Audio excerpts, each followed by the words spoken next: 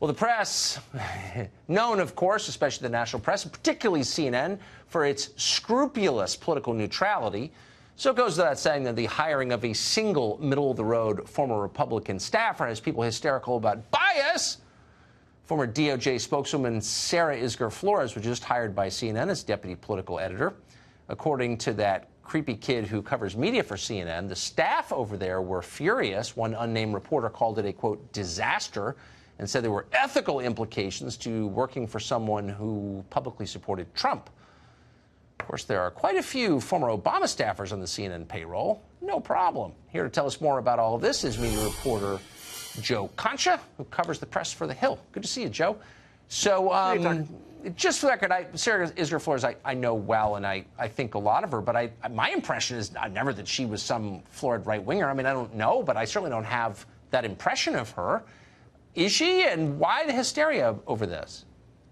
Well, she's worked for some pretty moderate Republicans, whether you're talking about Mitt Romney or Carly Fiorina. Obviously, she was Jeff Sessions' spokesperson. And you're right, the headlines are incredible here. CNN hires GOP operative with no journalism experience to coordinate its 2020 coverage. That was Vox.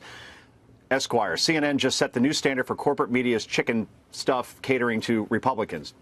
Again, CNN catering to Republicans. Every analysis and study I've seen has been overwhelmingly negative towards the president and the administration. But let's put it this way. Let's say CNN hired Valerie Jarrett's daughter, okay? And she was assigned to cover the Trump DOJ despite having no journalism experience whatsoever. Do you think that Esquire, Vox, and all of these other publications would be going nuts right now over a hiring like that of somebody who has no journalism experience but obviously has a bias? And the answer is, we already know the answer because that actually happened in 2017. And you could go down the list. I mean, really? Look at George Stephanopoulos. Wow. Yeah. Well, of course you didn't. It was barely reported. I wrote about it, I think, 2 years ago, but there wasn't a lot of coverage on that. And again, we see what happened with Hugh Hewitt at MSNBC.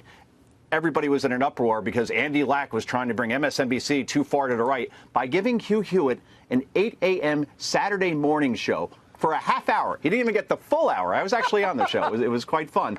And it was like, what are you doing? You're turning into Fox News. So that's what happens. You hire anybody from the right in left-leaning news organizations, and they go nuts because it's not conforming to the way things have always gone, like with George Stephanopoulos or like with David Shipley, who worked for the Clinton administration, went on to be a New York Times op-ed editor. And the list goes on, Tucker.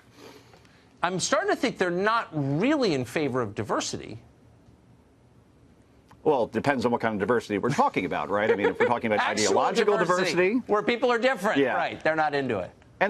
And look, it was overblown. They're trying to say that Sarah Flores is going to oversee all of the 2020 coverage. No, she reports up to people, and there are several people that have the same title that she does. So it's just one person to try to balance things out a little bit. I mean, give CNN a little bit credit in that regard. But then again, I would say that I agree with the left's or left-leaning publications when they say you could have hired 100 other political editors here that can't be kind of compromised in any way, because we saw what happened at CNN, obviously, with Donna Brazile when she got her hands, not once, but twice, on town hall debate questions and passed them on to the Clinton campaign and said that was my priority over my priority with CNN.